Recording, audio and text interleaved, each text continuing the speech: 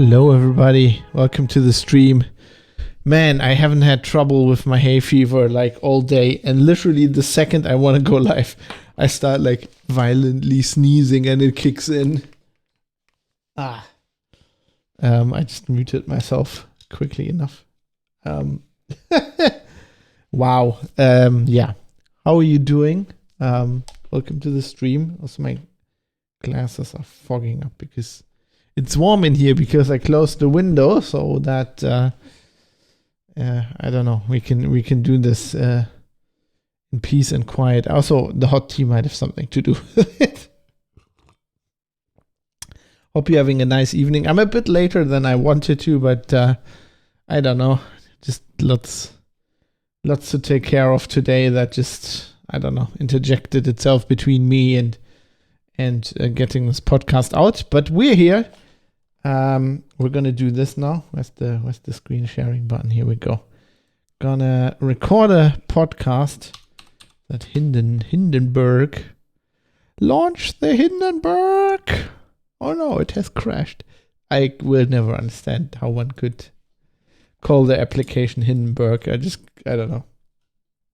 Like the guy is, although, you know, he did a lot more in his life, is mostly famous for just helping Hitler to power and like shaking his hand. And then the airship, which I guess, you know, was technologically very impressive for its time, is still mostly remembered for crashing and burning.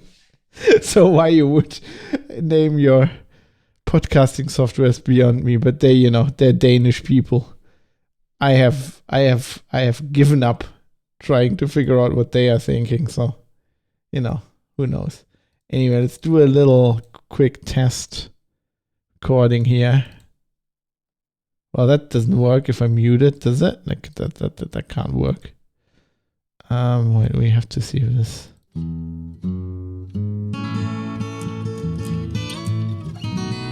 That probably works well. War never changes. That also works. All right. Yeah, that probably works well. War never changes. That also works. Microphone's a bit hot. Let me see if this is better. 1, 2, 3. Testing. 1, 2. Hello. 1, 2, 3. 2. Hello. 1, 2, 3. Yeah, I think that's better. Rightio. I mean, we can do this. Ready when you are. All right, let's get this show on the road. Without further ado.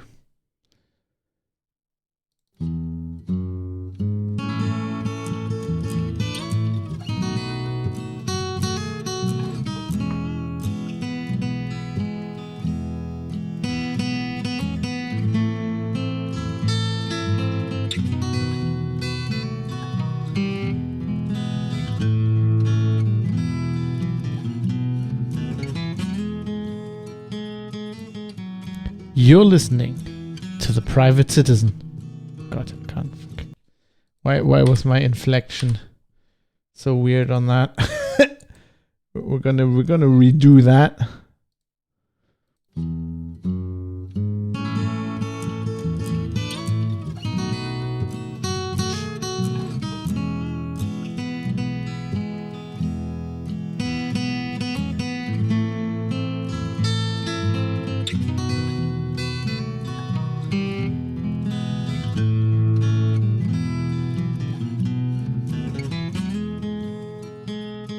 You're listening to The Private Citizen, a civil liberties podcast. This is episode 158 for Wednesday, the 20th of September, 2023.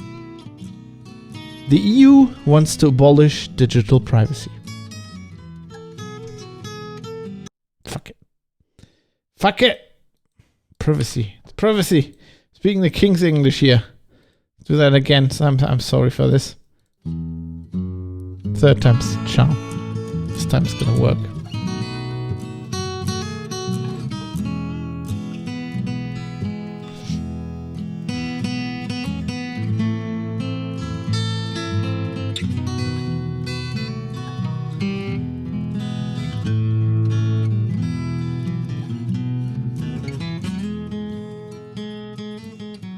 You're listening to The Private Citizen, Civil Liberties Podcast.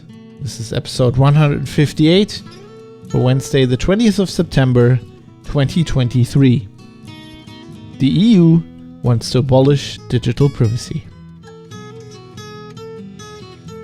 Hello everybody, welcome to the show. My name is Fab. I'm your host, coming to you live from the wonderful city of Düsseldorf on the Rhine, where it is quite hot in September. And this week I actually, our fig tree, which had figs last year, it's quite a small tree still. It's only like 3 years old, I think, or 4, I don't know. Anyway, it had its first figs last year, but they didn't get to the point where they were ripe. I harvested the first fig this week, and it was delicious. So hooray for global warming in that respect. I do really enjoy having figs here in Western Germany. Anyway, I hope you're doing well. I'm back on a Wednesday. I'm trying to stick to the Wednesday schedule yet again and have a show out every week. That's the plan. Let's see how long I can keep it up. I might have to move the Wednesday date a little bit in the future, but episode a week is what I'm talking about. Anyway, glad to have you on the show. Today this is gonna be a very old school episode. This is typical for the show. Even without, I shifted a bit more towards politics in later years, but from the beginning of the show is about privacy and civil liberties, and this is also about cryptography and the crypto wars. So if you go to privatecitizen.press and you go to this episode's show notes page 158, you find show notes as usual, but there's also tags at the top. If you click on the crypto wars one, then you will find a lot of episodes kind of on this topic. It's an evergreen. It always comes back, and it will be with us for a long time. And today we are going to talk about the crypto wars topic, a typical one, but this is the EU once again, which is also comes back to haunt us on the show quite regularly. And EU legislation that is basically going to abolish all kinds of digital privacy in the EU if it passes. We were a bit lucky. I prepared most of this episode last week, and it looked like they were gonna kind of set this law up. I don't know if it was gonna pass, but I think it was gonna go through like the first instance. I think I think not the EU Parliament, but the Council, I think, this weekend. But it turns out that it's been kind of held up or pushed back for the foreseeable future by the German government, no less. But I'm going to talk about that in the process of talking about it. So I want to talk about it anyway. It's by no means a dead topic. I am sure this will be back. It's just a matter of time.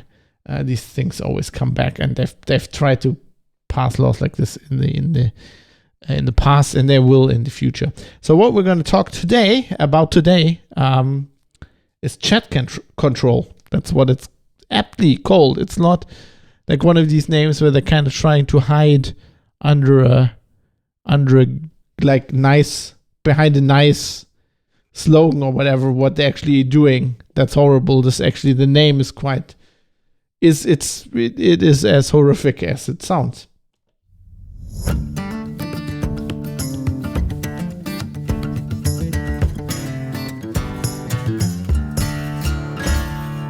So as this law, of course, I have a link in the show notes, which is quite a good explainer of this law by a guy. He's a member of the European Parliament for the Pirate Party and has been fighting against this law for quite some time.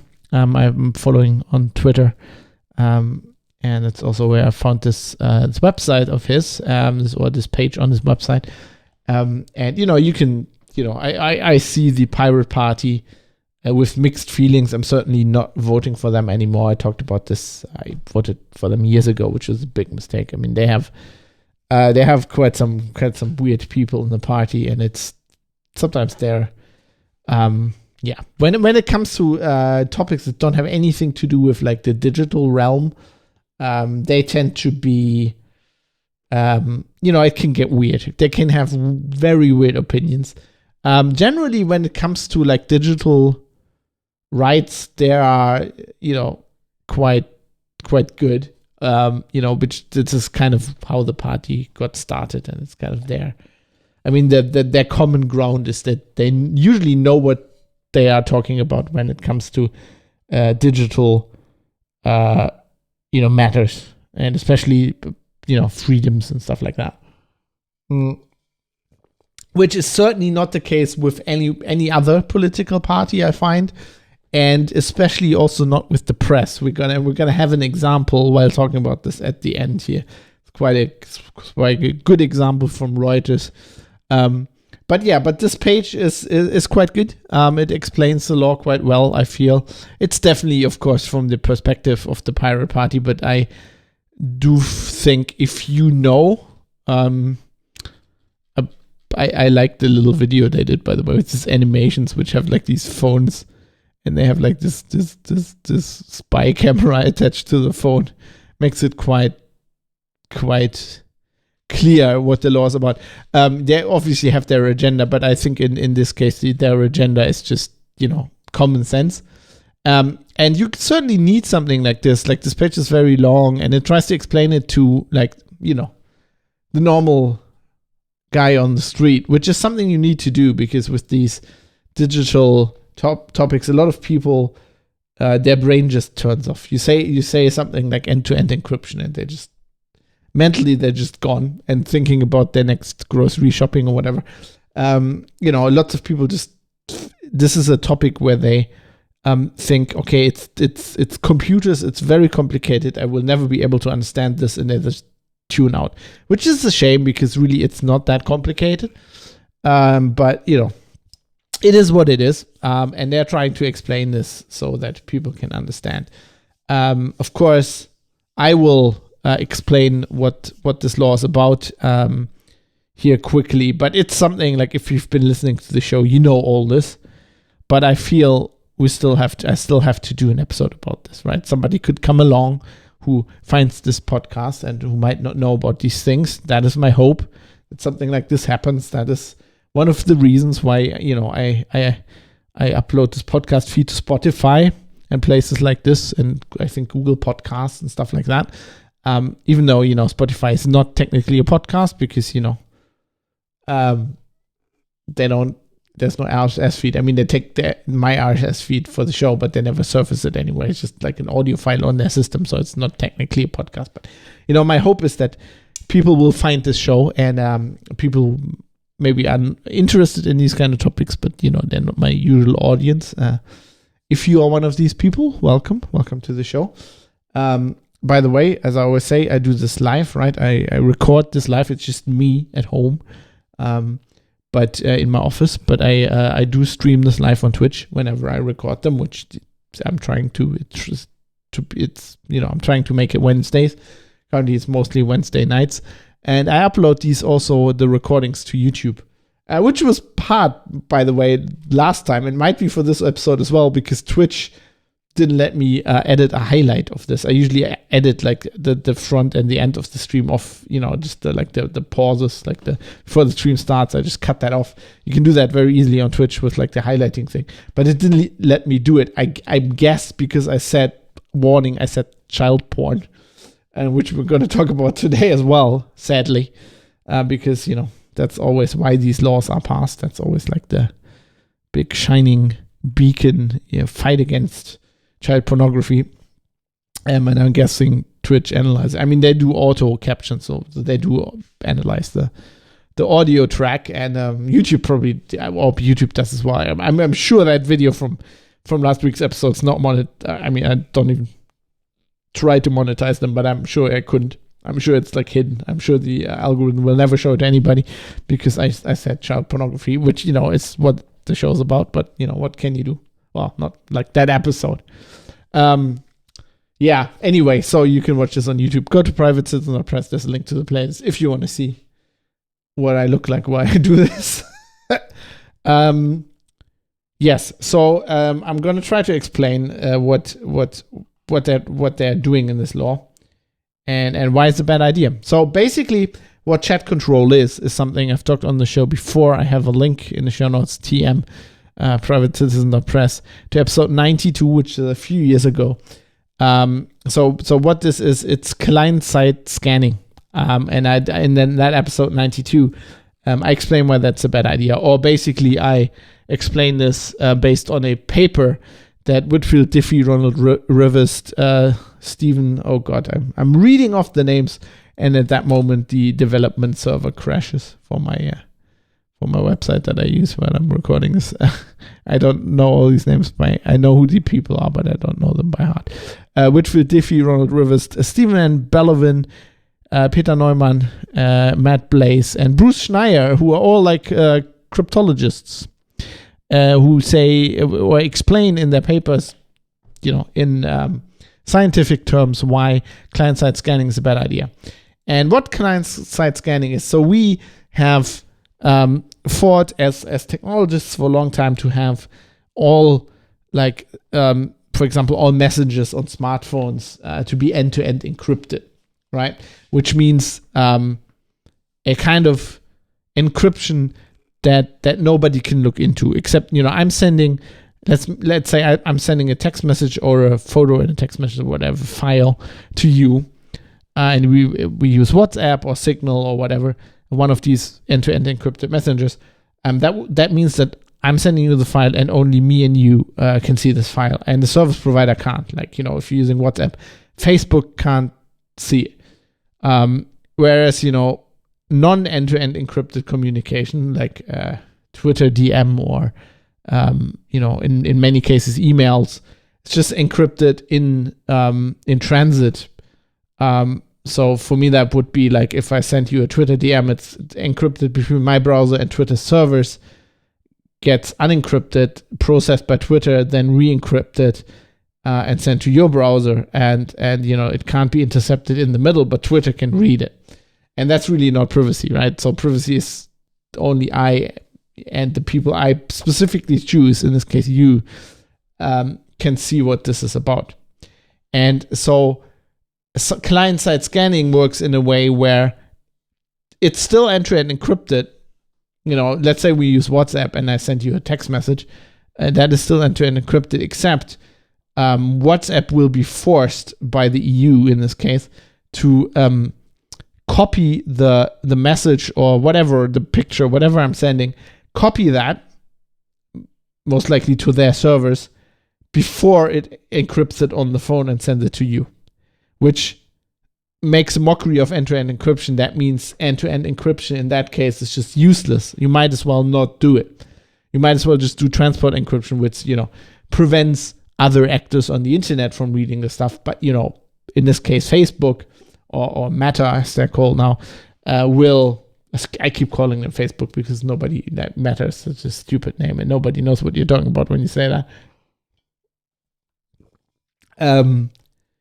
And yeah, so it just it doesn't, it's clever from a legal and a PR, like political standpoint, because it lets the politicians say, well, we are not touching the end-to-end encryption, which is technically true, but it makes it useless.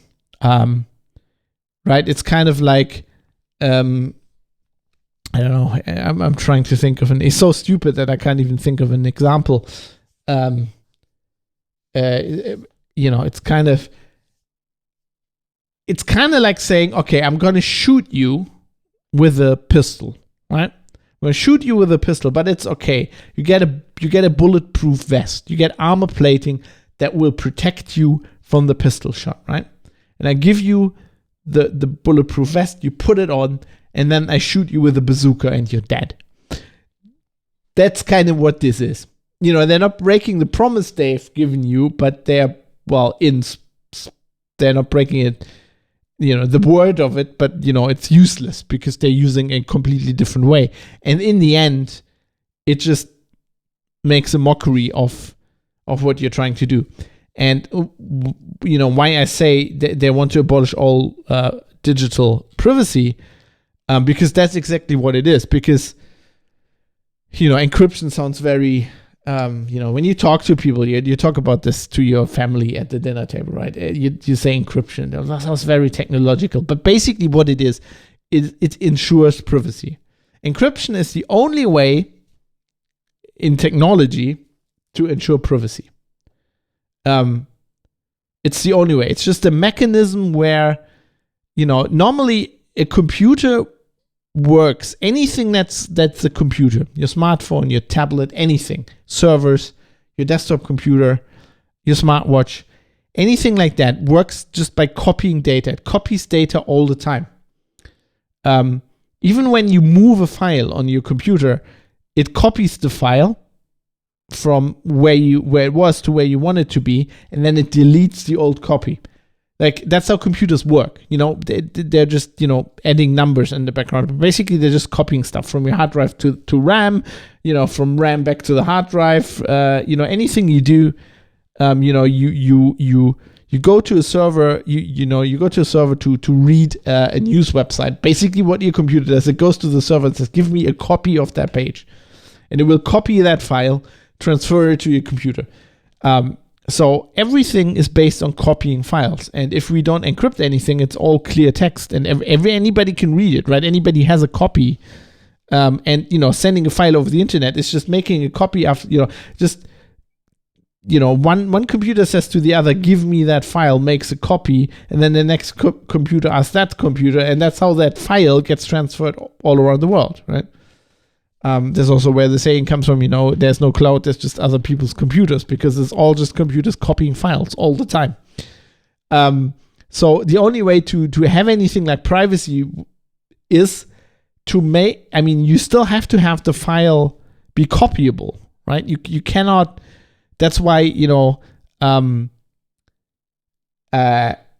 copyright is such a weird thing on the web, right? Because you're always making a copy, even if you're not allowed to, because you don't have the copyrights to the file.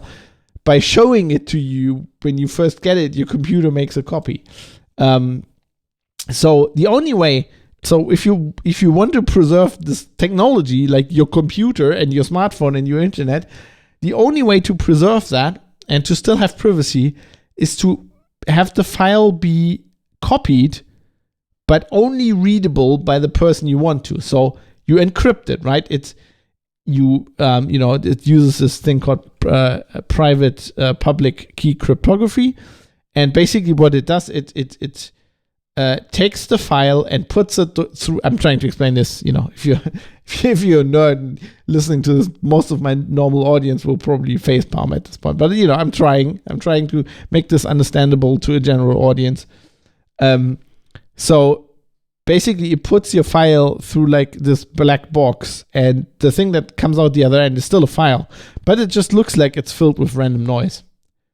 And anybody can copy that, right? So the end-to-end encryption is like that encrypted file gets copied everywhere. And it can be on Facebook servers, it can be on the police servers, doesn't matter. The CIA can get a copy of it. But as long as they don't have the secret that goes with it, that you use for the encryption process and the decryption process, this file is useless. And I will just give that secret, and the way this works, I'm not going to explain that because that's an episode in itself. But I'm just going to give you, the person I want to read this text message, I also give you this secret. It's actually, it's we basically, you exchange keys, because you don't give anybody a secret, you just give them a public key. And then you exchange that, and both of you also have a secret. And using that together, like two keys, basically, you can unlock that file. So that's all very complicated and very, very roundabout way of saying it's the only way to have anything to control. It's not even so much about privacy. It's about controlling who has access. That's the only way. Like, encryption is the only way you can really, in this digital age of ours, when we're talking in this digital realm, you can control anybody's access to a file you give them, right? To anything that's out there. It's the same way that, if you're a gamer and you have Steam, for example, right? There's these things where you can preload the game. because it'll be like a, I don't know, 60 gigabyte download, and it's like this blockbuster game. Recently I've been playing a lot of Starfield that had launched like this, big game from Bethesda. And the preload is you can, like a week before, you can start downloading the game, but you cannot play it, right? But you get all the files, and the only way they can do that, the only way they can give you all the files for the game, but effectively prevent you from playing it, is with this technology, with encryption. They basically encrypt all their files, send them to you, but you can't decrypt them. For your computer, it just looks like 60 gigabyte of random noise. And then, the minute they release the game and it's free to play, anybody who's bought it and downloaded it beforehand can play it, they send you this key, and then you can decrypt these 60 gigabytes, and suddenly it looks like game files, and you can start playing it, right? So there's lots of stuff that works like this. So what the EU is basically saying is, you can have your encrypted files. You will just have to give us an unencrypted copy that we can also keep and then look at, right? And what they're proposing is not even a system, where they're like, well, because they can't, right? They can't propose a system where they say, okay, if we ask for it, or if it's like a suspicious file, then we'll do all this. No, because they don't know, because they're all the files are all encrypted, so they don't know what's suspicious. So what they are saying is, you give us all your files before you encrypt them, and then we'll look through them, and then we'll, send us the suspicious ones to the police or to some NGOs. Not even only the police, also some NGOs, non-governmental organizations. And God knows who they are, right? Or who's running them. We've learned, especially in talking about the Twitter files on the show, we learned that, there are lots of non-governmental organizations, even universities like Stanford in the US, that effectively do evil things, like spy on people and help intelligence agencies spy on people. So just because, NGO always sounds like, they're non-profit, they're good. Like, they don't have to be good, right? That just means they're not paying taxes, basically. And, they're making money in a way that they're not, they're just paying all their money to their employees, and they're not making a lot of money for one person. And they're paying no taxes or less taxes. That's basically what that means. So who knows? So the only way they can do this is, make a copy. Let's say we're talking WhatsApp, right? So this law, if it passed, would compel Meta or Facebook to, if you send if you send a text message or a photo or whatever through WhatsApp, it would compel them to make a copy of that before they encrypt it and send it to the other person, then upload that to a server somewhere, probably a Meta server, Facebook servers, and then run in air quotes AI algorithm, as they say in this proposed law, which means nothing. I mean, we talked about this on the show, what AI means and what it doesn't mean. Basically, they just run an algorithm. And they see if it's suspicious, right? And I want to do this about text messages. I mean, the big selling point for this law is, of course, the fight against child pornography. So they're going to do this with pictures. And, there's no ends to the problems one can foresee when you think about this. It's just like, starting from the AI being wrong, which AI most often is, even the generative AI, even the most cutting edge stuff like the newest Midjourney stuff still gets the fingers on the hand wrong, right? If you tell it to like do a picture of a person, it's like one of or two of every 10 pictures, the person has like 6 fingers or like 2 thumbs or like really weird shit. So AI is just brute forcing. Whatever an AI does, it's just it brute forces whatever. It's not smart, right? It's just by statistical analysis, brute forces, whatever exercise you've given it. And that's only the mistakes AI does. That's not even talking about attacking the training models and stuff, like the thing they did with like cars, where like the machine learning systems that basically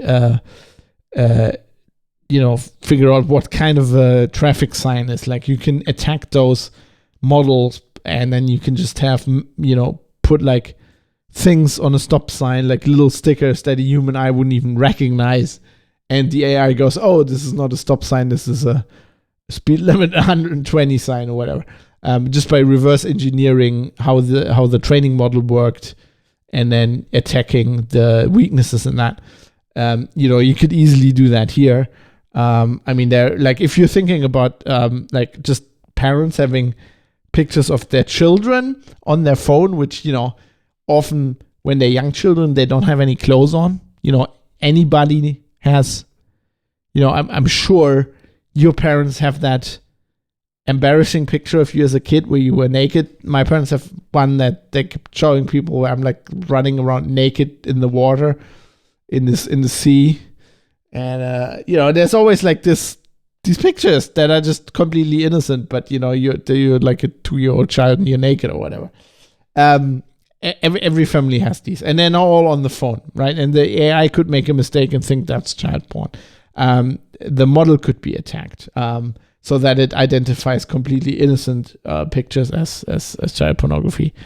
Then we're talking about text recognition, which there's a whole another field of problems that could be there. So basically, they're doing this analysis on the server, and then they're sending the pictures automatically to the police and some NGOs. This is suspicious. We're gonna have to have a human look at that, and we know, like, so there's a huge problem with false positives, just based on how AI works and how vulnerable it is to certain attacks. Then there's another problem where like whoever the police or whatever NGO gets these pictures will be completely overwhelmed by pictures that are in the end not child pornography, mostly because of these problems with AI. Anybody who knows anything about this kind of field of technology can see this coming a mile away. And there have been lots of experts telling these politicians that this is like an incredibly stupid idea. But like just like the anti-child pornography law that we talked about in last week's episode, politicians just don't listen because they don't, I don't know, for some reason. They don't listen to experts when they say, this is going to be a problem because, they put it in their head that they need to pass this law and it will make them look really good or whatever. So, there's going to be huge problems where just like the police or whoever will get inundated with these pictures, because we know, for example, Alexa or other voice assistants where Amazon and other companies have maintained, but especially Amazon in the beginning, this is all analyzed by computer. There's no human listening to this. And then we actually learned from some whistleblowers that no, actually, this was before the war in Ukraine started. Amazon had huge, just like warehouses with like little cubicles with underpaid Ukrainians sitting there just listening, and they'd just they'd have to listen to I don't know how many thousands of hours of just people talking to their Alexa, because the also intelligent AI just couldn't tell what they were trying to do. The same with Ring doorbells. I did an episode about this early in the show where you had like whistleblowers coming out telling us that there were like a lot of like underpaid students or whatever looking at hours and hours and hours of Ring doorbell footage, where the AI just couldn't tell us, this is a human, is that a dog, like what's in the picture, and humans had to do this. And and anybody who says, well, AI has made so much progress, in these years, and it's not going to happen, they don't know what they're talking about. They're not using AI systems enough. They can do quite a lot of things, but like being right, I wouldn't use an AI system for anything where it's important that it gets the job right. right? I mean, I use AI as like I'm dungeon master for like a for a D&D group, and we do this remote because the people are relatively far away. So I do this over like a software where you're online. You can do you can DM your D&D group right there. They have a screen, and then I have a map of where they are, and then I tell a story where they are, and I use pictures for like characters and stuff. And I use Midjourney mostly for this, an AI or like a software, a machine learning software where you can just generate pictures. And I have it generate NPC characters or like scenes, in the forest with a campfire or whatever. And it's good for that. But, with that, like you give it, like I give it relatively specific instructions what to generate, and I would say my success rate is probably 20% of the pictures that I think I can use, and that's only just like background fluff for like a D&D group, right? I would like the people who think like these things can drive cars or like replace journalists or anything where you want to be right, where you want to have a very, very small margin of error, if anything. It's insane, I would say. If you look at the current development in this space, to say, well, we can do this with machine learning or neural nets or whatever. We have a saying in Germany that is apt here. The saying goes, das kann man schon machen, ist dann aber scheiße. You can do it this way, but it'll be shit. You can do it. It'll just be shit. And you don't want to do that when you're trying to decide if you should convict somebody and the person should go to jail. And as we talked about in the previous episode, if you haven't listened to that, you can go back to that. Especially in Germany, if they pass this law, it'll be horrible in Germany, because basically our laws do not differentiate between if you have like child porn, it's material that is deemed child pornographic material on your device, you're going to jail. there's no last episode I talked about this teacher who was trying to help because the kids in the class were sharing like a sexting video that a girl recorded, and it got out and it got shared in the class, and the teacher was trying to tell their parents and tell them how bad it is. So she had the video that got sent around in class on her phone, and she's going to jail probably and gonna lose her job. And she was obviously trying to help, and the judge says this and the DA says this, and they still have to put her in jail. So this will have dire consequences, especially in Germany, but I guess also in other countries. So it's all around just a very bad idea. And the thing I don't understand is with these laws, I guess if I say this now, people, feel free to comment on everything. Of course, I'm gonna, private citizen or press. The details how to send feedback are on the site. There's a contact, and every show notes has explanations. The contact link up the top. I appreciate you sending me emails and there are other ways of contacting me. We have a forum where you can discuss these things. So please do, because I feel like people will say this now, but like I don't understand how politicians can pass a law like this, and then people will say, of course, because politicians are dumb. And I would say yes, but they're generally not that dumb. But I think it's the thing I talked last week about. They're well-meaning, but they have no idea. Like they know nothing about the space they're legislating. They don't know how cryptography works and why it's important. But really, they shouldn't, because they would just.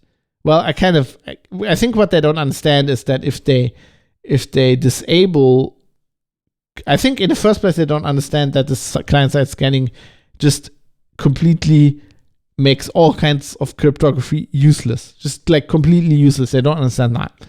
And even if you can explain that to them, they will not understand why cryptography equals privacy. And I think they don't understand this because as politicians, they must understand, and they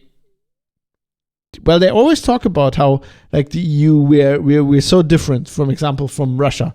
We're like a democratic society, and we hold all these democratic ideals very high, and so they must understand that privacy is I mean, I learned this in high school, to be honest. I had a really good teacher in politics in high school, and they taught us this in high school. But then I learned it again studying politics. Of course, no politician ever studies politics, because they're all like lawyers or teachers or whatever. But because what I learned, my professor in politics would always say, if you study politics, you never go into politics as a politician, because then you know how bad it is. But like, what they don't understand is that one of the integral bases for having a democracy is that the citizen has privacy.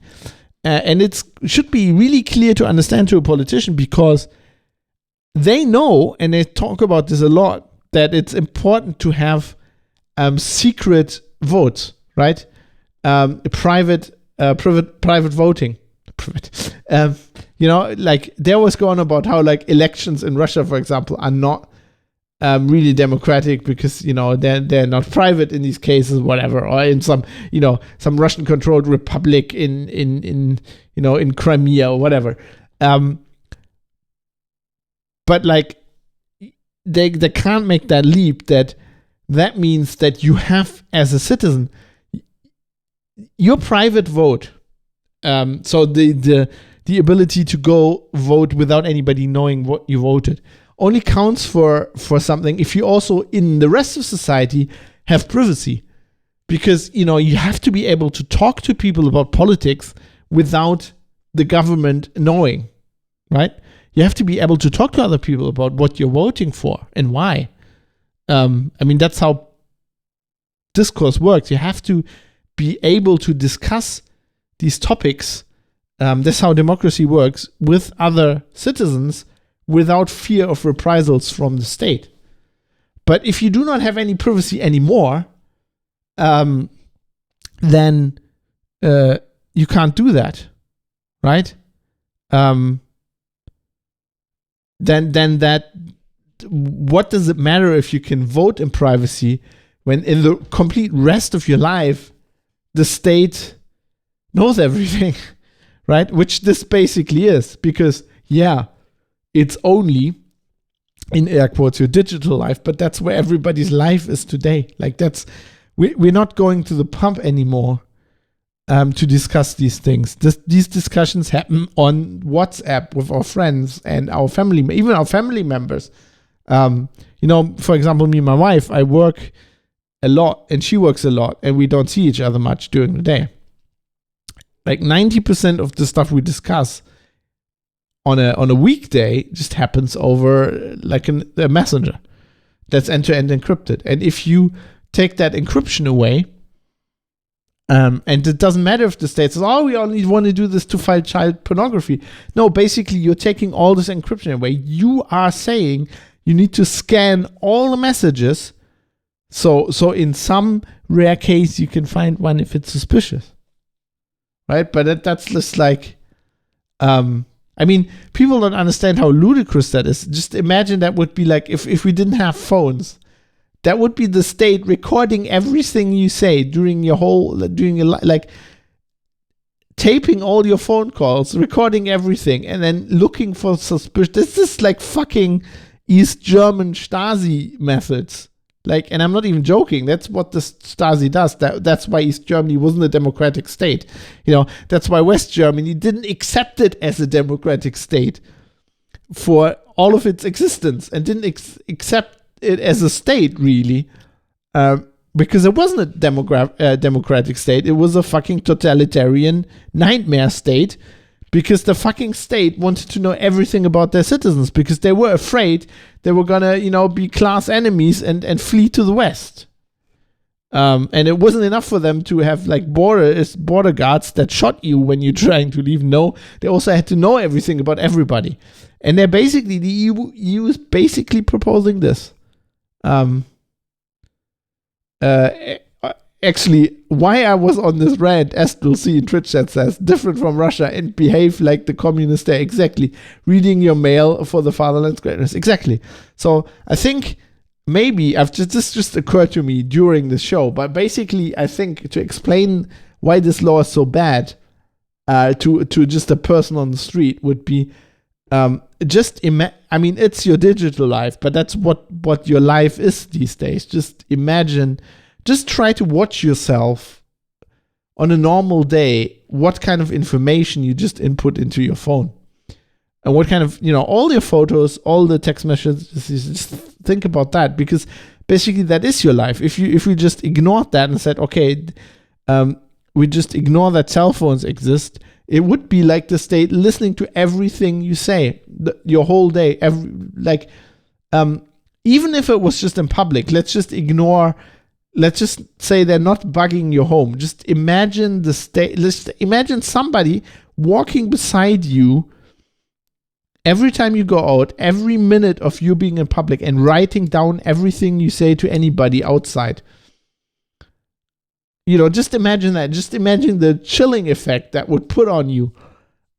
Basically, our society would turn into like Russia right now, where people are just not discussing certain topics because they know they go to jail, they can get into trouble if somebody hears. So it would be that. Like, people would just not be free to say things in messengers. Like, I mean, I have quite of a, I have a very British sense of humor, and I probably say some things jokingly to my wife in a WhatsApp chat that would get on this list, like that the AI would pick, because obviously an AI cannot understand humor, and we know this. It's easily provable, but like, it doesn't understand sarcasm, it doesn't understand humor. And there's no way we'll get to that in the next 50 years. It's just like computers just cannot, even with statistical analysis, you cannot do this. I'm pretty sure that like British humor is like try to train a model on the humor that's in Monty Python, right?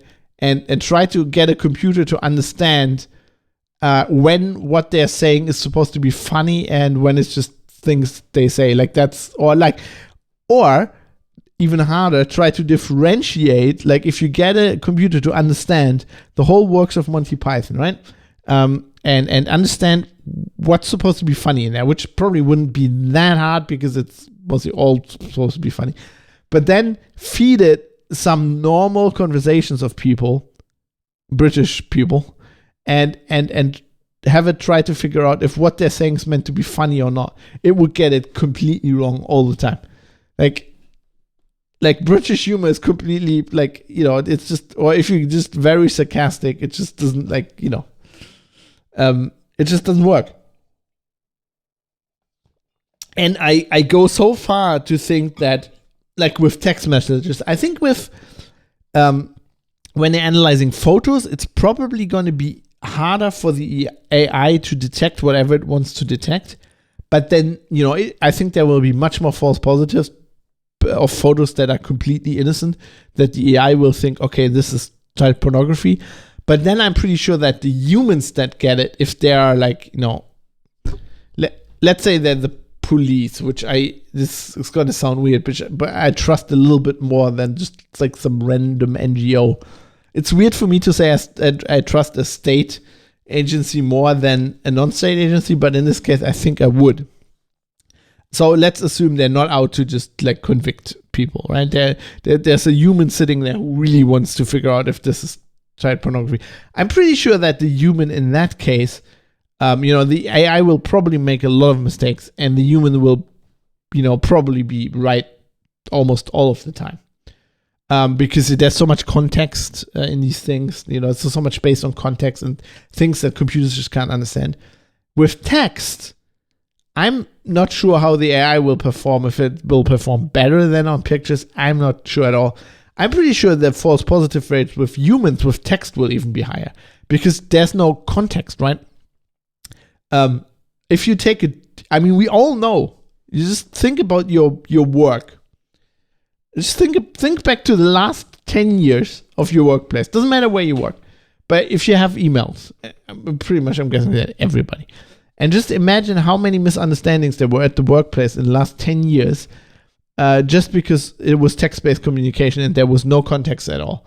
Like no facial, it's easier if you're on a voice call and people can see your face. They can figure out if what you're saying is like meant in jest or a little bit sarcasm or if you're misunderstanding something. In text communication, all bets are off. Like, especially if you don't know the person, if they're sending you the first email, you get no idea if what they're saying is sarcasm or not. Like, that's like almost impossible to figure out. And that will be the case for every human that looks at any of these text messages because they don't know the person, right? They just get a random snippet of text. Now they have to decide, is this a joke? Are they really planning to plant a bomb, or are these just, is that just their sense of humor? I have friends who you talk to them and I don't know, you have a WhatsApp chat and like something I'm the FBI comes up or like surveillance, or we might talk about this topic. The next message from them would be bomb Osama bin Laden, whatever. And this is of course going to get this flagged on YouTube or whatever, and probably on Twitch. But exactly for that reason, we know that this doesn't work. We know there have been so many examples with this podcast. The kind of software and the humans that flagged my show for reason. The flagging on YouTube because they thought I was contradicting the World Health Organization, which was complete nonsense. Me talking about the Fauci paper, which even like LinkedIn, some AI flagged, and I gave it to a human to review, and the human made the wrong decision. I basically just went and, Anthony Fauci published a paper. I objectively, as a reporter, reported on this, and they were like, "Oh no, you're basically contradicting World Health." Or I think they even said, like, wasn't it even what's the American, was it Fauci work? Anyway, like CDC guidance or whatever. And I'm like, this is a paper from the guy who wrote the book on that guidance. Like, what the fuck are you talking about? And like, that was like the human didn't understand, right? Because whoever has to check these stupid messages is some underpaid, not very intelligent person, right? That didn't take the time to listen to my podcast or whatever. And even like didn't even read my answer, like my complaint, where I very clearly in very easy words explained why this flagging was bullshit. Like, it doesn't work. We know this. These systems do not work. And along comes the EU and says, "Oh, we need to fight child pornography. So we need to put these systems in place that scan everybody's private content and then use these systems, which have been universally shown to be really bad in the past, no matter what kind of solution we wanted it to solve. These systems were really bad, but let's use them in a situation that can get people in jail. What could possibly go wrong, right? I mean, it's so bad. It's so bad on so many levels. It's clear that the people don't understand the technology. It's unbelievable that politicians don't understand that you do have to have privacy in a democratic society. Otherwise, it's not a democratic society. Like, it literally does not work. It is based on people. I mean, that's why we have free speech, right? Because democracy can only function if people can say what they think about the current government. And be free to express themselves. And if they don't have privacy, then they can't do that because they are afraid. They can't even, you can't even talk to your wife in a private WhatsApp chat because you're afraid you get called by the police because they think you're planning a terror attack. Or you can't even send your wife a picture of your child look, the child is, I don't know, I'm not a parent, but like there will be a million pictures of like, look, the child has painted itself in like finger colors again or whatever. It's like the naked child in the bathroom doing what, God knows what. I don't know. There'll be a million of these pictures, right? And God beware they try to analyze anything else. You know, let's not get into the idea of what happens if they go, you know, I mean, it'll be weird to call child pornography a sexual practice, because it's also it's an illness, and it's also reprehensible. But like, you know, what happens if they get into like policing other stuff, you know, like kinky things that, like, let's just imagine for a second here, they pass all of this, and then the police goes, well, there's a lot of domestic violence, right? And it's really hard to crack down on, which it is, because, you know, it happens in the privacy of the home.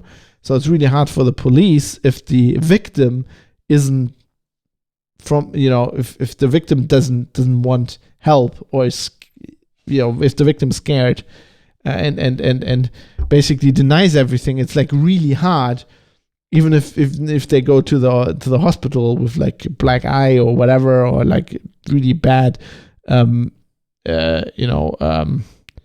injuries.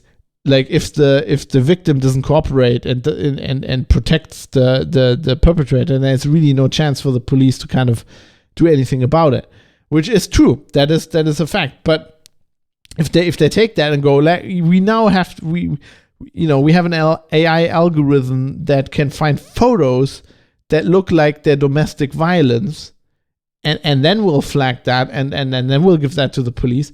Just imagine that for a second, and then look up on the internet what BDSM is, right? Which is basically people, it's a kink where you, like, you know, you get sexually aroused if you get beaten. Like, it's one of the aspects. Or tied up, or things like that. Which is totally okay if like two consenting adults are doing it to each other. And people take pictures of this. Don't get me wrong. You know, they also send it to other people who are into this thing, because it's a mutual interest, and they all get aroused, and it's completely okay. Like if everybody's consenting, this is no problem at all. Like, you know, just don't question what people do in their private homes in this respect, right? If it's not illegal, if it's it's like religion. If it's everybody's consenting, you know, no kink shaming. But like, just imagine, imagine an AI trying to figure out if a picture of like somebody's, let's say a woman in this case, beaten green and blue body, like an AI doesn't know if that is like domestic violence or, you know, sadomasochism. Like, you know, there's no tag on the image that says, oh, this is consenting adults. I mean, yeah, that's why they always use child pornography, because then you don't have this edge case, because in that case there is no consent to be given. So it's definitely illegal, and definitely a problem. So you can always use that. But we all know that once this technology is in place, they will try other things. And just help us all if it's something like there's no end to the problems one can foresee if one thinks about these laws. The good news is this has been tabled now over the weekend, because the German government has been advocating against this law the whole time, which is interesting. You know, most EU laws are basically, these days, a lot of them are like come from the German direction, but this one apparently doesn't, and there's been lots of fight against this, I guess, because even though politicians are generally clueless, just privacy is just the thing that Germans care more about than anybody else in Europe. So I guess it's like the politicians know that they can win votes by this. So maybe they're more educated in general here in Germany than they're everywhere else. But, you know, I don't have any hope that this is not coming back. This will be coming back. They will be trying this again. Basically because it's the crypto wars, right? And if you haven't listened to the show for long, by that we mean the constant fight by many politicians to just get rid of cryptography, because it's just inconvenient if you're the police and you wanna, or if you're like a control-minded, I don't want to say totalitarian-minded, but a politician who wants to have control over their citizens is just inconvenient if there's like this stuff you can't look into. And that's why all the intelligence services and lots of politicians, often also like influenced, if they know it or they don't, depends, but like by the intelligence services, who find it especially pesky that they just can't scan everything. And see everything everybody does. We could prevent so many crimes if we could just do that. Which is of course like Bush. Like that's a thing I didn't even talk about last time with the child pornography. Like another aspect is like the police always goes like, yeah, we need the powers to look into this, and then it'll make their job easier. But like, it's not like. I mean, if anything, they need more people. It's not like they write like without these kind of things. It's not like they're dealing with every instance of like reported child pornography and instances like this, like for example, forums on the internet where people are spreading this stuff around. It's not like they're arresting all of these. It's not like they're sitting around being bored. Right, the people that investigate the stuff, if you talk to them, and actually have, they're always busy. Like they have not enough people because you burn out. Like if you work in one of these police units, you have to look at child pornography every day. And there's lots of people who are like, I've talked to one person in particular who used to do this kind of job, and they were like, I'm out. Like I could do this like 2 years, and then I was burnt out. And they were saying there were people who got transferred into their unit who just after a month or a few weeks said, I can't do this. Like in some cases, even days, like 2-3 days on the job. Like I can't do this. I can't look at this shit every day. Like, because they have to watch everything. Because, they have to figure out if it's actually illegal. So it's not like they have enough people. It's not like they're sitting around bored and it's like, oh, we don't have any, we are basically sitting here and we're running out of things to investigate. Right. So, and there's lots of instances of like these forums where like there's not even cryptography involved. There's a forum on the internet, as the press would call it, the dark net, which is basically just an unlisted forum somewhere. It's publicly available. It's just you have to know. Like in some cases they're accessible over Tor, but there are a lot of them they're just on the internet. They're just not listed in Google, right? You can't go, I want to child pornography community, and then you find it. You have to be told by somebody where it is, like some random number, string, whatever URL or things like that. And it's kind of a little bit hidden, and then you find it, but you can just register. I mean, and then you probably have somebody, vouch for you, whatever. But like the police gets into these regularly. Like they're in these units, they're undercover cops, and by undercover I don't mean like Miami Vice undercover.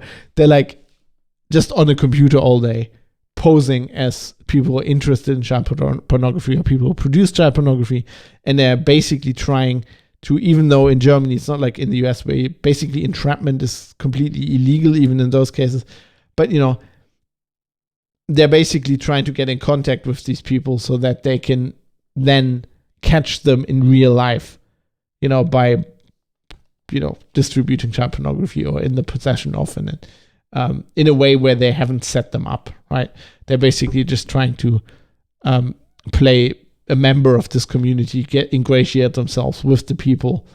And in some cases they, even have to trade in this material to get into there and into these circles, and then they do set them up and have a sting operation and basic catch them red-handed. And they have so many of these cases that they're in these forums and they see all these people trading this shit, and they can arrest a few, but not all of them. So they try to get like the guys who like profit and who spread this stuff around. And usually they don't even get around to the normal, in air quotes, consumers of this stuff, which is as illegal, but they just don't have the manpower to like convict these people. And then it's even worse if they're convicting like these poor teacher and people like that. And you know, and what do they want the fucking access to these files for? It will just like by a order of magnitude increase their work, and they already can't like they already can't deal with the work they have. And then we're not even talking about these things where, like, you know, Jimmy Savile and this kind of stuff where it's celebrities and those guys never get, like, because, you know, I don't know, for some reason they know people and I don't know, they get this investigation squashed or not even started. Like, there's lots of stories that journalists have unearthed over the years with whistleblowers, with these rings with really famous and influential people who are into illegal stuff like this, who never get touched, who never get arrested. So, like, it's just insane to me. But I'm pretty sure it's pretty cool that this didn't get along, like this law didn't get passed for now, but I'm sure it'll be back. Because, you know, it's the crypto wars, and if Fallout taught us one thing, and Ron Perlman has taught us one thing, then that's War. War never changes. Never does. So the crypto wars will never change either. So they'll be back. This shit will be back. And, you know, and if you're listening to this and you're in the UK, don't you fucking think that, oh, this is the EU. It's an EU problem because the UK has just passed the online safety bill, which, you know, to fight CSAM, child pornography, and other things. And it has many other provisions and other stuff. It's like, you know, porn sites are regulated so the kids can't see porn. That's a whole different discussion. I'm not sure I want to have this, but I'm like, maybe you should just have better sexual education, and then this wouldn't be a problem. But okay, that's a whole different topic. But there is one thing in this law, which let me quote from Reuters. So messaging platforms led by Meta's, so Facebook, Meta's WhatsApp, have opposed a provision in the law that they say could force them to break end-to-end encryption. The government, however, has said the bill does not ban end-to-end encryption. Instead, it will require companies to take action to stop child abuse on their platforms and, as a last resort, develop technology to scan encrypted messages, it has said. The government. The UK government, who is either lying or dumb. Tech companies have said scanning messages and end-to-end encryption are fundamentally incompatible. Now, I'm not usually a fan of tech companies, especially not of Meta, but they're right in this case. And what I find, especially, my voice is getting dry. Sorry. I'm going to have to drink some water, and this is going to be, I only have sparkling water here, so it's going to be, it's very sparkly, it's fresh. That's good Rheinfeldsquelle Classic. Very sparkling water. Americans would say seltzer, I think. We call it Strudel in German. So good. Anyway, Reuters, journalists these days are just shit. I'm going to write I thought when I was preparing the show, I'm like, I'm going to write a newsletter. I have this newsletter called Eye on the Press. I'm going to write, I think, an issue about this and why are journalists this dumb? Because basically journalists, they're like, oh, we need to write about this. And then, does anybody know how this encryption shit works? No. But no problem. We will just ask everybody. We'll ask all the sites. We'll ask the government and we'll ask Facebook. And we will just write down what they say. And then it'll be okay. It'll be okay that we have no idea because we've written down what both sides of the argument say. And then it's okay. And this from the people who are so adamant about fact-checking and science and all this, because here's a fact you can check, and the fact is that the tech company in this case is right. There is no way you can scan messages that are end-to-end encrypted. It's fundamentally incompatible. As I explained before, you can have encrypted messages, end-to-end encrypted messages, but you cannot look into them. And the only way is you can decrypt them, which then it's not end-to-end encryption, or you can do client-side scanning, which is copying them before they're end-to-end encrypted, which, technically means they're not end-to-end encrypted. Because, that would be technically end-to-end encryption means I'm typing something in my keyboard on the phone, it gets encrypted, and it stays encrypted until it turns up on your screen. And even if the messenger itself, which is encrypting it, copies it and puts it in a side channel before it gets encrypted, that's not end-to-end encryption anymore, in my understanding of end-to-end encryption. I guess you can have a technical argument about that, but it would just be bullshit. So yes, I'm sorry, but Meta is right. These, in air quotes, tech companies are right. It's fundamentally incompatible. So what Reuters should have done here is basically said, the UK government is wrong. They are right when they say this bill does not ban end-to-end encryption. It doesn't. It just makes it useless. And when they say it will require company to take action, as a last resort, who cares? It's to take action to develop technology to scan encrypted messages. That part of a sentence is just complete, utter nonsense. Like, whoever wrote this has no understanding of the technology or is trying to mislead the voters. Because you cannot scan, you can scan end-to-end encrypted messages, but there is random noise. Pseudo-random noise, technically. Right? But you can't, what they're saying can't be done.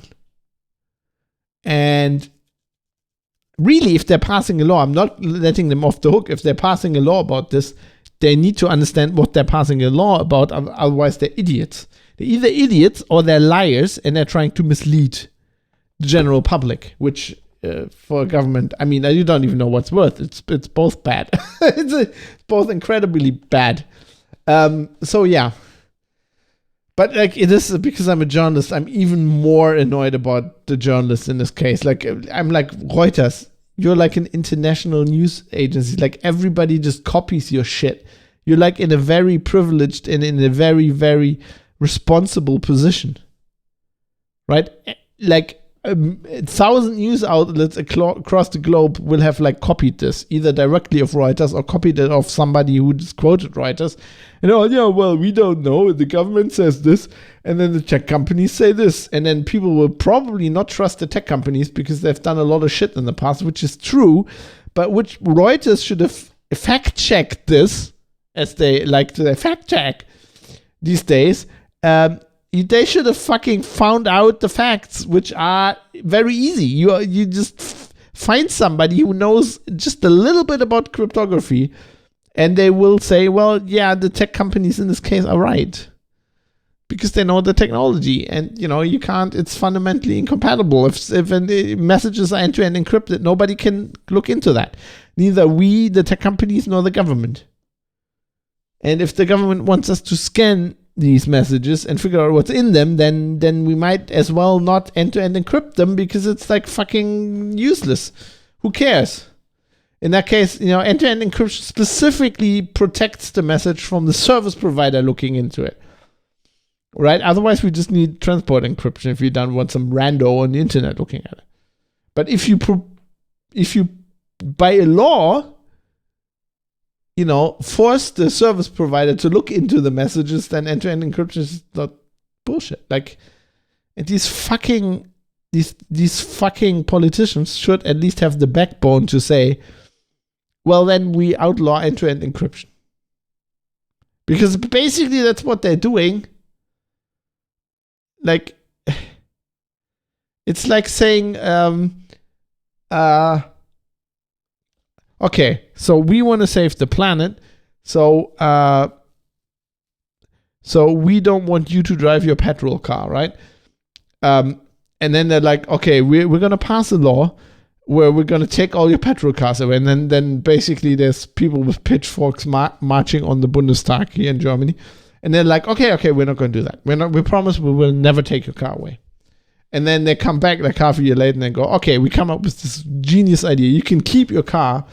We just make it that you can't drive it.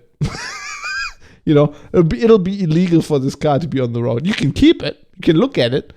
You could turn it on in your parking spot. But you can't drive on the road. That's basically what this law is. And as you can see, same problem in the UK. This is universal. This is something probably the US government is working on. The Canadians probably already have passed the law like this. If I judge them right, we can have our Canadian listeners come in with some wisdom about that. Anyway, I would, and if you're from Canada or not, I would appreciate your feedback. And speaking of feedback, I just pushed the wrong button here. I'm gonna cut that out on the podcast. That's completely needless. Speaking of feedback, there we go.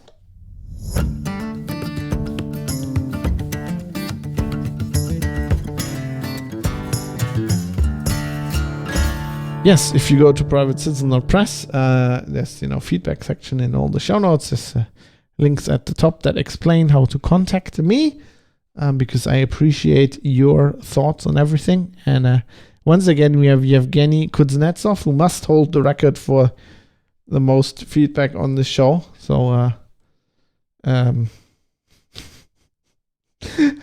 was going to say I'm going to give him a medal for that, but he's from Russia. He's going to have some really snide anecdote about medals from the Soviet Union. Because what he writes here is, he said the previous episode, the one on the really dumb change on the child pornography law in Germany, reminded him of an anecdote that is sometimes attributed to Sakharov. That's Andrei Sakharov, the Russian Soviet scientist. And it might not be true that it's often these things are not, he probably might have not said it. But anyway, so the anecdote goes as follows. With a team of Soviet engineers, I came to Germany, the DDR, the German Democratic Republic, to get to know their technologies better.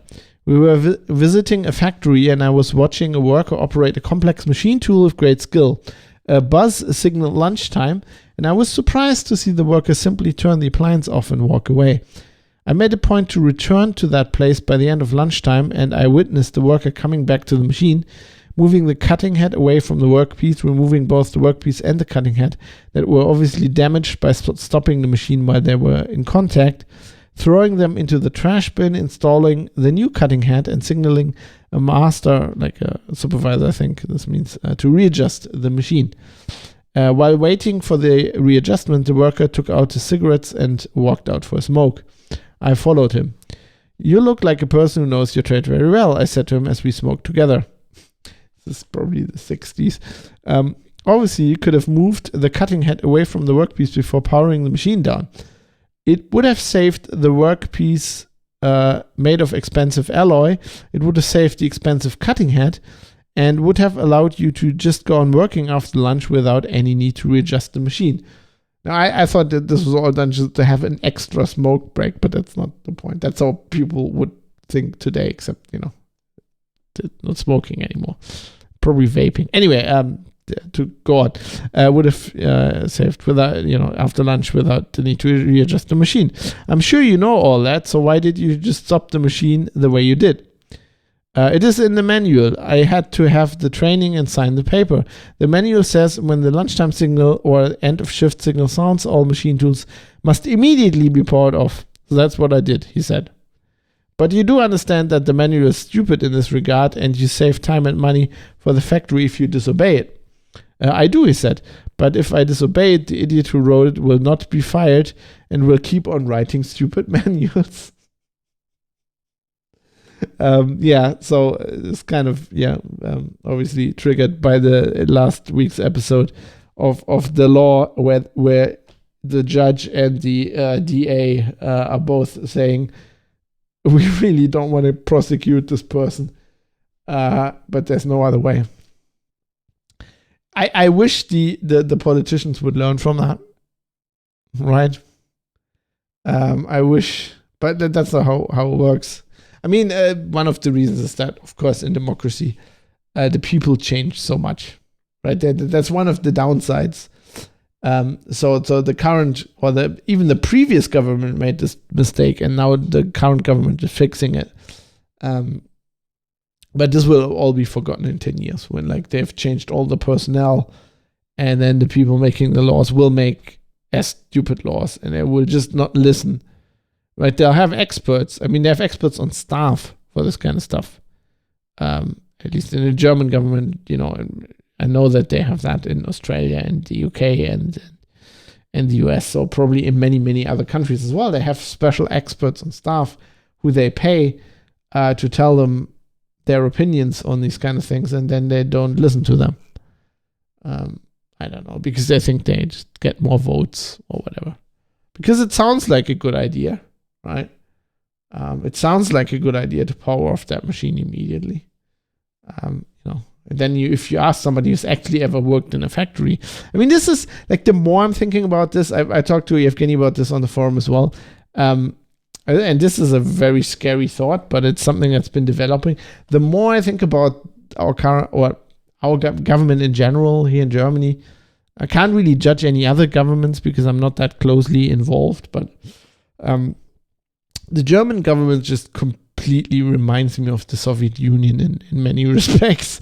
Like this, where they're obviously people who have no idea what they're doing, and they're passing the laws. I read a while ago, a very comprehensive Stalin biography, which is really good.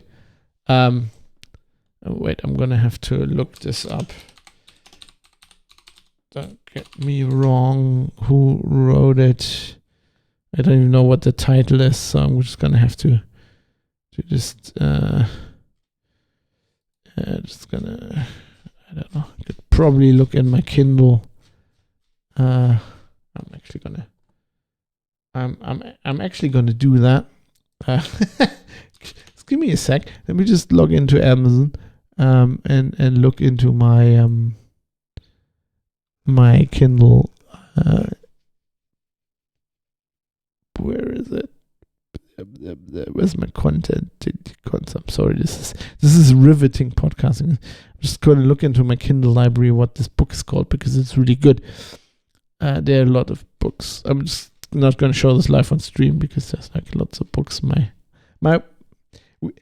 wife and me use the same Kindle library. This long predates when they had like a family thing, right? So we just use the same library. So there's lots of books my wife bought in this library, which I don't really want to publicly show because I don't have her consent, because I wasn't thinking that I was going to do this. So now I have to scroll through all these books. I cannot differentiate. So of course, all this historical crap about submarines and Magic the Gathering books. Our mind is lots of Michael Connolly. Scrolling to all the Bosch books right now. What's the Stalin biography called? Why can't I remember this? Can't even remember who wrote it. Here we go. Stephen Kotkin. Well, I don't know if the third volume is out yet. I will have to read that, but I think it's a 3-book series. Stephen Kotkin, The Life of Stalin. I'm just gonna look up if the third book's out actually. So the first one is called Paradoxes of Power. Is that? Yeah, and the second one is called Waiting for Hitler. The third and final volume, Miscalculations and the Mao Eclipse, is scheduled to be published after 2020. Well, we are after 2020. I'm guessing it's not out. Yeah, I think he's still working on that. set to be published in 2024. Okay. Anyway, it's a great book. There were the point I was making 10 minutes ago. I'm really sorry about this. He talks a lot about how after the revolution, the Soviets formed the government and the Politburo, and then there's like, I don't know, in the first, I think it never changed afterwards, but like I think in the first 15 years of that government, which is a worker government, right? The whole state is built on workers, right? To bring the workers to power. And like in the first 15 years of that government, there's only one person in this government who's ever actually worked on a factory floor, right? Everybody else, like Lenin and I don't know who's the other guy. There are lots of journalists, right? I mean, even Stalin was kind of a journalist at one point, but I mean, Stalin is a failed monk, theologian. There's lots of journalists. There's like teachers. There's like all these people who, in a democracy, also go into government because I don't know, they fail at everything else, I guess. They just fail upwards. There's like no fucking worker in the whole government. So they're basically they're mandating, literally they're deciding down to like kind of, I don't know what kind of clothes people on the factory line are wearing and how to like run factories. They have no clue how to run factories because in the whole government there's no experts on that. They were like really clueless. They had no experts on anything. Like they had no experts in foreign policy. the guy who was like was like running foreign policy, had no idea what he was doing. Like it's like some guy becomes like the ambassador to Britain just basically because he's the only guy in the higher party echelon who's ever been to Britain. It's like that's his qualification. Like you've been on holiday in Britain once, you will become our ambassador. It's like, it's hilarious. As Lucy says, so you don't want to see the special edition of 50 Shades of Grey you ordered. There's more questionable. I don't know, it's questionable, but let's say there's more kinky books in that library than 50 Shades of Grey. 50 Shades of Grey is harmless. I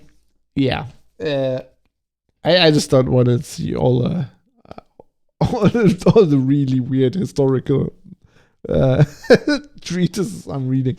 But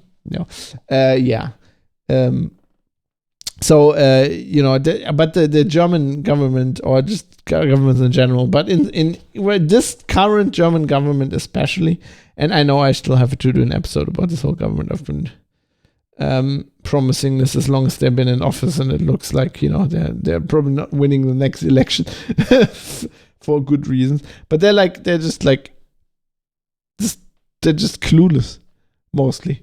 They're like clueless about something like the foreign, like the war in Ukraine breaks out. It didn't really break out. The current invasion started, and the foreign minister's like, in an interview, she goes like, I was really surprised by this.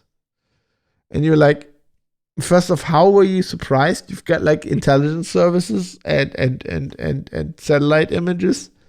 And, I knew the Russians were massing tanks. Why didn't you know that? And then not only does that portray that you're clueless, but it also portrays that you're incredibly clueless, because a foreign minister should never admit anything like this. At least not while they're still in office. How dumb are you? And it's just all the way, right? The same thing with the pandemic. The people making the laws and the policy, they had no idea what they were talking about when it came to just like, medicine and pandemics and the hospitals. It just reminds me so much. Like they want tighter and tighter control. And then the actual governing they do is just so dumb and so clueless. It's kind of like the Soviet regime, really. Where they wanted to know everything about their citizens. They were incredibly paranoid. Obviously, a lot of this going back to Stalin. But then they were also like really dumb. Like, they were like, they didn't have any experts. If they had experts and they asked the experts, they ignored them because it was just like not politically convenient. Like they were like, oh, what's going on here? Oh, well, okay, if that's the truth, that's just not politically convenient. Like we're just gonna ignore that. Yeah, it's the Nazis for some, Hitler was like this as well. Like Hitler was when it came to like World War II was. I saw this lecture on YouTube some time ago by this, I think, British historian giving a lecture at the US War College, I think, about why Hitler lost World War II. And his point was basically that Hitler was, whenever reality contradicted his ideology, he chose his ideology. And, Stalin was the same. So basically he lost the war because he was like, we're going to invade the Soviet Union. And then his military strategists go, we can't win this. And he was like, no, but we're gonna win, because I believe in that. And this is like, the dumb shit you hear about the Ukraine war, which is just like completely insane, basically Ukrainian propaganda, which our government goes, yeah, this war is going to last like 6 months. Oh yeah, has it? Has it lasted 6 months? I wonder why it hasn't. I wonder why it's still going. Well, because any military expert you would have asked would have told you, no, this is going to last years. Because you're fighting Russia. It's obvious. You just need to look at the numbers of the soldiers they have and the tanks. And it's like clear. I don't need to be a military strategist. Same with like lots of the environmental laws they're passing, which seems to be completely motivated by ideology. And whenever like reality comes along and some expert points out why the law they're trying to pass is going to be stupid, and they're like, no, we're going to ignore these facts in favor of our ideology. It's like so. It's bad. It's bad to compare our very democratic government to like two totalitarian regimes, but like it just comes. It just comes across like that. And I mean, how can you blame me with shit like this? With the EU going, privacy, you don't need any privacy. We're gonna have the AI decide. I mean, they haven't even discussed the fucking, and I didn't even get into this because this is a completely different topic and I'm going to stop now, but they haven't even discussed the ethical implications of AI deciding whether, basically AI, deciding if you should be investigated by the police based on your private files. I mean, what the fuck?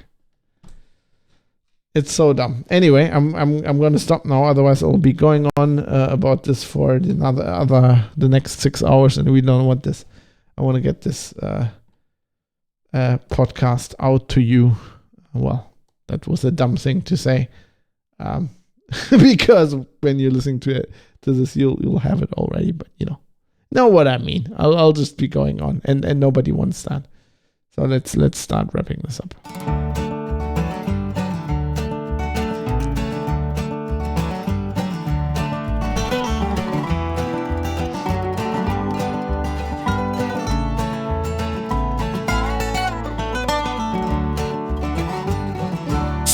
But first I need some more Sprudel for my voice. And also it's so very refreshing.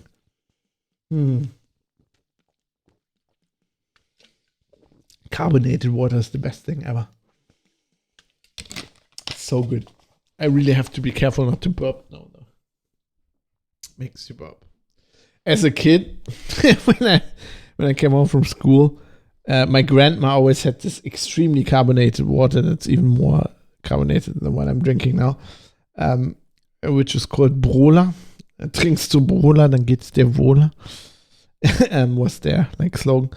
It was so carbonated that as a kid, if you opened a fresh bottle and you immediately breathed in you just open the cap and then you just breathe in, you'd get dizzy from all the CO2. I would keep doing that as a kid. Probably explains my behavior. Probably due to early brain damage based on that. Anyway, I would like to thank everybody who makes the show possible. This show only exists because people support it monetarily. I appreciate all support. If you're just, supporting me with feedback or, writing in to tell me what topics I should cover, that is completely okay. You don't have to feel obligated, to chip in monetarily. But if you do, that's very important to me as well. Because, I am a freelance journalist and I don't make that much money, and every little bit helps, to be honest. And I do spend quite some time getting the show to you. So I would like to thank my producers who are supporting me on Patreon. If you want to do that as well, go to privatecitizen.press. Details are on there. So I would like to thank my showrunner, Sergei Taran, executive producers, Butterbeans, Jaroslav Lichtblau, Rizal, and Sandman616. I'd also like to thank my supervising producers, Avid, Bennett Piazza, Dave, IKN, Jackie Plage, Jonathan M. Hetai, nearly did wrong again, Crunkle, Michael Mullen Jensen, and Tobias Weber. Producers, Andrew Davidson, Astro C, Barry Williams, Cam, Captain Akat, Dirk Didi, Fadi Mansour, Florian Pigorsch, Joe Poser, Mr. Amish, Ajay Tracy, and Robert Forster. And also my associate producers, D, Jonathan, Johan Sonnen, Kai CS, Ricky M, Steve Hose, and Vlad. And if you're wondering, these are kind of, tiers and Patreon. I try to have a tier for everybody. I think, you can just go with euro or dollar or your local currency a month, and that, that helps. Every little bit helps, but there's also higher tiers, and I appreciate everybody. Anyway, that's where the titles come from. I would also like to thank Bytemark at bytemark.co.uk. They're a cloud hosting company. They provide the bandwidth and the storage and the hosting for the audio files, not the website. I do that myself. Well, actually, that's on Netlify, but I pay for that myself. But Bytemark does the lion's share of the audio files, which is very important. Could do the show without them, and they're great. They're a really great hoster.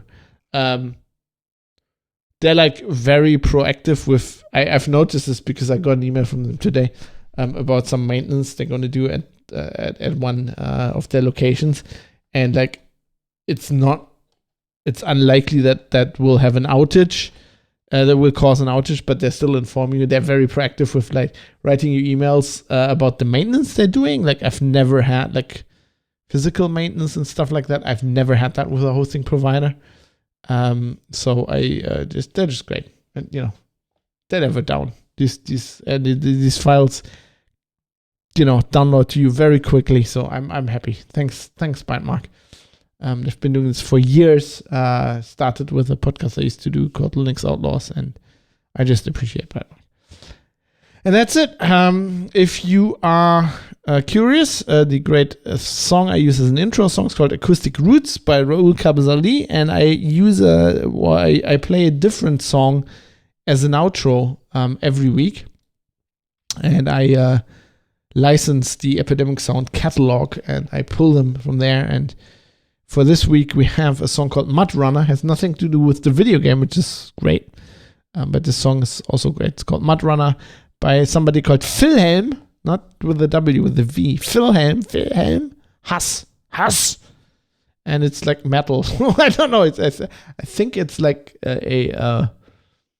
it's not their real name. Probably. I don't know. But it's an awesome little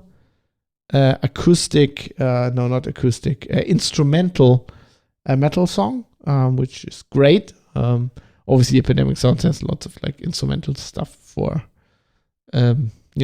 putting under your YouTube videos or your ad or whatever you want to use it for. But sometimes they also have, of course, songs with vocals. But I like to switch it around, and I really enjoyed this song when I found it. So we're gonna play Mud Runner by Wilhelm Hass, Wilhelm. And I'll see you next Wednesday, next week. I hope it's going to be Wednesday. I hope I can get this done. I'm going to try. Until then, as Malcolm Reynolds said, aim to misbehave.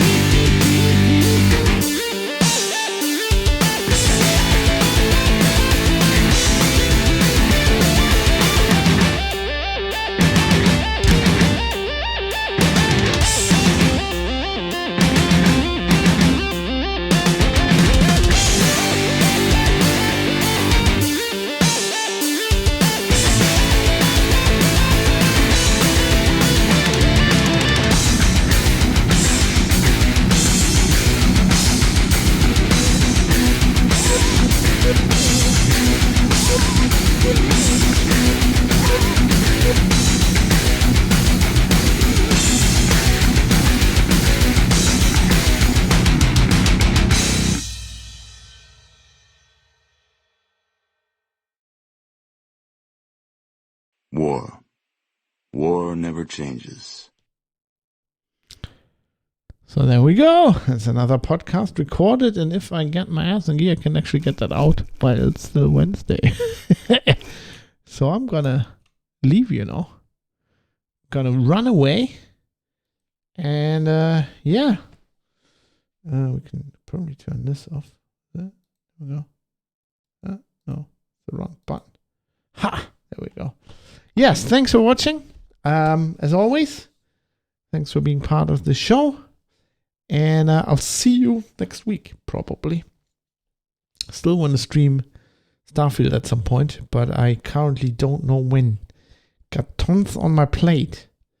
And I had a free weekend where the wife wasn't home. I was like, I'm going to stream. And then a friend was like, don't you want to come over and drink a lot of beer and watch UFC fights? And I was like, yeah, gonna do that. Sounds like a good weekend. The wife isn't there. Let's watch some UFC.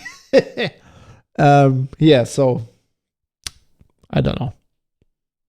I will still try to get to that. Do some more streams. I'm playing it off stream. I have another character playing it off stream, and it's a lot of fun. It's such a good game. I know I have like 180 hours in it or something. But yeah. But that's always in situations where I need to relax my brain. I'm doing it because I'm trying to, relax off, get rid of the stress from work, and streaming a game really isn't. It's also exhausting. So it's it's not I can't just turn on the stream and play. It's not the same thing. It doesn't really work. But yeah. Anyway, thanks for watching. Hope to see you soon, everybody. Have a nice night, morning, whatever time it is for you. See ya.